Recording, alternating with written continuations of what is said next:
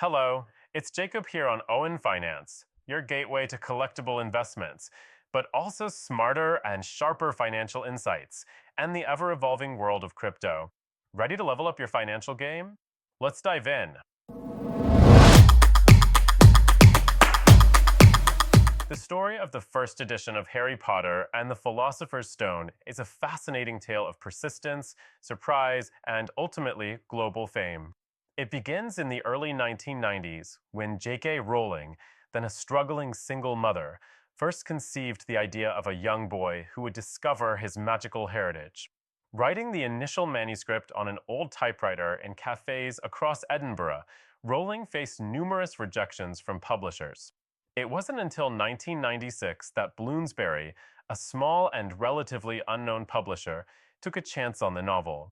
This decision, guided by the instinct of a junior editor, led to the birth of one of the most successful book series in literary history. The original print run of Harry Potter and the Philosopher's Stone was a modest 500 copies, of which only 300 were made available to the public. These first editions, distinguished by minor details like the misspelling of philosophers on the back cover and the repetition of one wand in the list of supplies, are now among the most sought-after books by collectors. Today, they are prized for their rarity and symbolic status as the genesis of the Harry Potter phenomenon. This humble start, coupled with Rowling's rags to riches narrative, adds to the book's allure as a true literary relic. As the book's popularity skyrocketed, the Harry Potter series grew into a worldwide cultural force. What began as a simple children's fantasy novel became a story that transcended age, nationality, and language. Over time, the series expanded into 7 books, translated into over 80 languages, and sold more than 500 million copies worldwide. Alongside the books, the franchise gave rise to a blockbuster film series, theme parks, merchandise, and even a Broadway play, Harry Potter and the Cursed Child.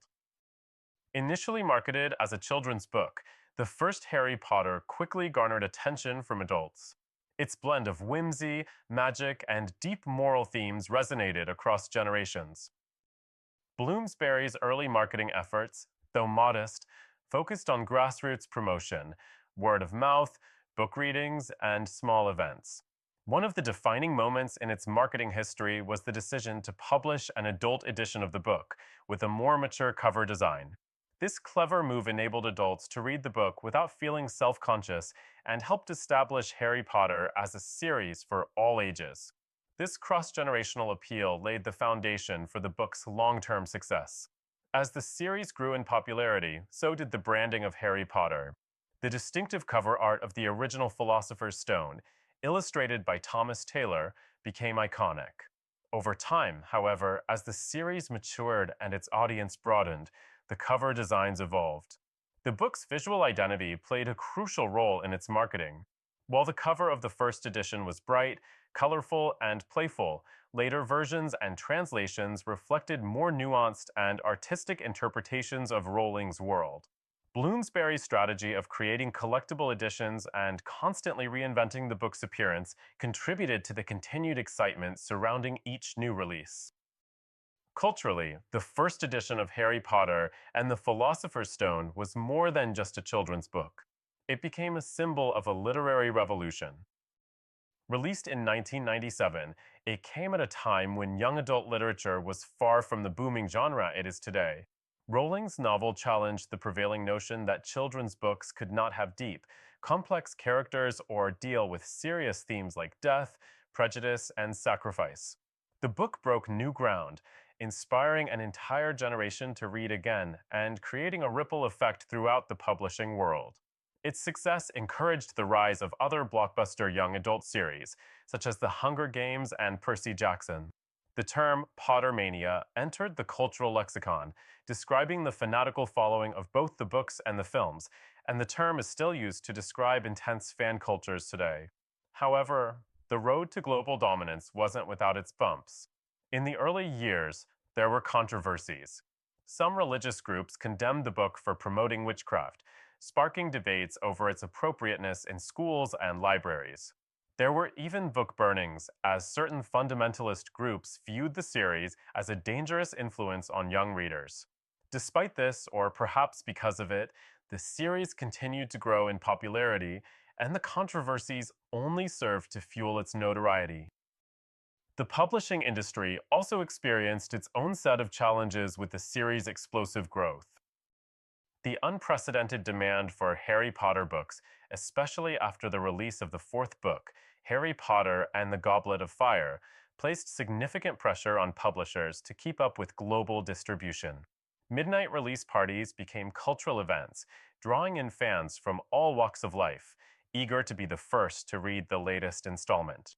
The success of Harry Potter also forced the book industry to adapt to technological changes. As ebooks and audiobooks gained popularity, the series was made available in these formats, ensuring it remained relevant to newer generations of readers. Despite this, there was, and still is, something special about owning a physical copy of the books, particularly a first edition. This tangibility, combined with nostalgia, has helped keep the book's legacy alive in a digital age. Sustainability and corporate responsibility have also come into focus over the years, as the publishing industry grappled with issues related to environmental impact. Efforts were made to produce eco-friendly editions of the Harry Potter books, ensuring that the magic of the story did not come at the cost of environmental harm. In the years since its release, the first edition of Harry Potter and the Philosopher's Stone has become one of the most valuable modern books on the rare book market.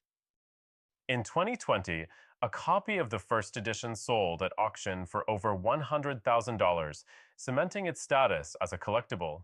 With only 500 copies ever printed, and many of those lost to time or wear, each surviving copy is considered a literary treasure. As we look to the future, it's clear that the story of Harry Potter is far from over. With new generations of readers discovering the books and the continued expansion of the wizarding world through spin-offs and other media, the legacy of the first edition remains intact. It's not just a book, it's a cultural artifact that marks the beginning of a global phenomenon. Its impact on literature, publishing, and popular culture is undeniable, and its story continues to captivate collectors, fans, and scholars alike. For those lucky enough to own one of the original 500 copies, it's not just a rare book, but a piece of literary history. The journey of Harry Potter and the Philosopher's Stone from a small print run to a cultural juggernaut is a testament to the power of storytelling and the universal appeal of a well-crafted narrative. Thank you for watching. If you liked the video, don't forget to give a like and subscribe to support us. If you are interested in our premium content, please also visit our Patreon. You can find the link in the description. Thank you, and take care of yourself and your finances.